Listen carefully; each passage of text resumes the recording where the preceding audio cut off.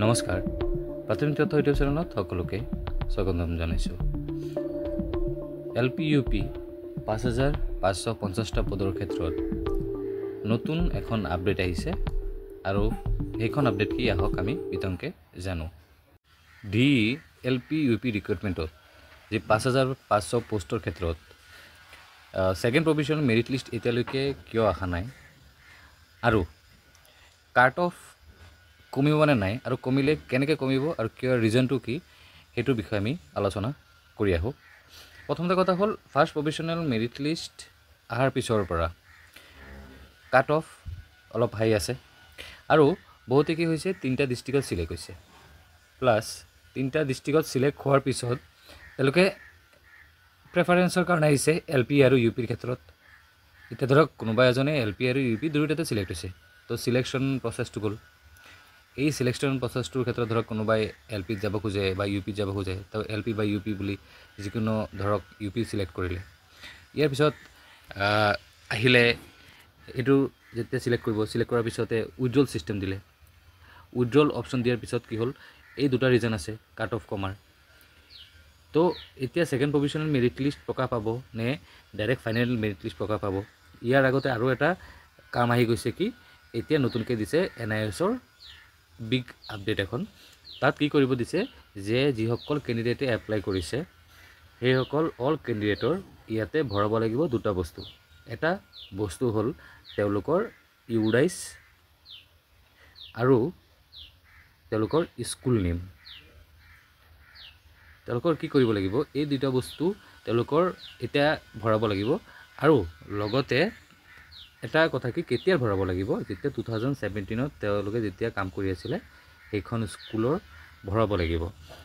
ইয়াৰ পিছত তেওঁলোকে এইখন চেক কৰিব, চেক কৰাৰ পিছতহে নেক্সট মেৰিট লিষ্টখন প্ৰকাশ পাব।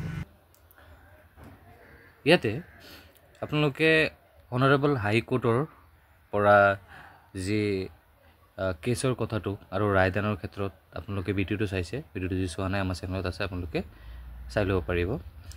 তাত কোৱা হৈছিল যে regarding validity 18-month diploma in elementary education Assam DLEDৰ যিটো national institute of open schooling NIOSৰ পৰা তেওঁলোকে এডভাৰটাইজমেণ্ট A LPৰ ক্ষেত্ৰত আৰু এডভাৰটাইজমেণ্ট B UPৰ ক্ষেত্ৰত কেছ কৰিছিলে। সেইটোৰ ক্ষেত্ৰত কি আহিছে যে যিসকল কেণ্ডিডেটে এপ্লাই কৰিছে তেওঁলোকৰ all the candidates who have submitted their documents of DLED from NIOS that they need to submit the UDICE code as well as the name of the working school as on 10/8/2017। যিসকল কেণ্ডিডেটে apply কৰিছিল all the candidates তেওঁলোকে কি কৰিব লাগিব, কেইটামান document submit কৰিব লাগিব।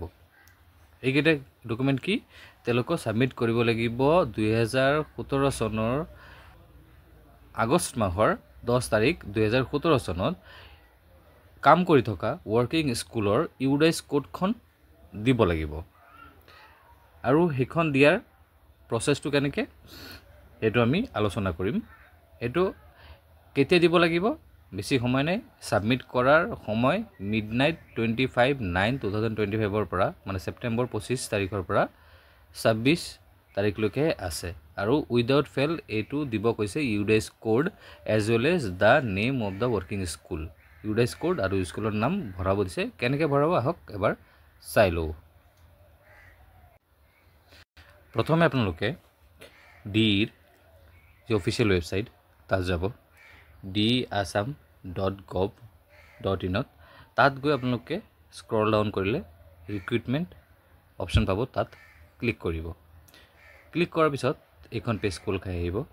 তাত আপোনালোকে প্ৰথম যিখন আছে submission of UDISE and the name of the school as on 10/8/2017 by 18-month NIOS DLED candidate, এইখন ক্লিক কৰিব। ক্লিক কৰাৰ লগে লগে আপোনালোকৰ এনেকুৱা ধৰণৰ এখন আহিব যে you are being directed to an external website. তাত অ'কেত ক্লিক কৰিব। অ'কেত ক্লিক কৰাৰ লগে লগে আপোনালোকৰ এইখন পেজ খোল খাই আহিব। এইখন পেজ খোল খাই অহাৰ লগে লগে আপোনালোকে ইয়াতে ক্লিক কৰিব লাগিব, ক্লিক হিয়াৰ। আৰু ইয়াতে চাওক দিয়া আছে UDISE code and school name submission form lower primary আৰু আপাৰ প্ৰাইমাৰী ঠিক আছে তো আপোনালোকে এইটো কাম কৰিব লাগিব এইটো আজি 26 তাৰিখ আজি লাষ্ট ডেট যদি আপোনালোকে এনএ কেণ্ডিডেট হয় এইখন খুবেই গুৰুত্বপূৰ্ণ খবৰ যদি নিদিয়ে তেতিয়াহ'লে চাগে আপোনালোকৰ যিখন কেণ্ডিডেটচাৰ এইখন ফেইল হ'ব তো ভিডিঅ'টো চোৱাৰ কাৰণে ধন্যবাদ এনেকুৱা ধৰণৰ ভিডিঅ'ৰ কাৰণে আমাক চেনেলটো ছাবস্ক্ৰাইব কৰি ৰাখিব আৰু ইয়াতে যেতিয়া আপোনালোকে ক্লিক কৰিব তাত ক্লিক হেয়াৰ ইয়াতে লগইন কৰিব লাগিব লগইন কৰাৰ কাৰণে আপোনালোকৰ যিখন ৰেজিষ্ট্ৰেশ্যন নম্বৰ আছে সেই এপ্লাই কৰাৰ সময়তে ৰেজিষ্ট্ৰেশ্যন নম্বৰখন দিব আৰু যিখন পাছৱৰ্ড দিছিলে পাছৱৰ্ড দি পেলাই ইয়াতে লগইন কৰি ল'ব তো ভিডিঅ'টো ইয়াতে সমাপ্ত কৰিছোঁ ধন্যবাদ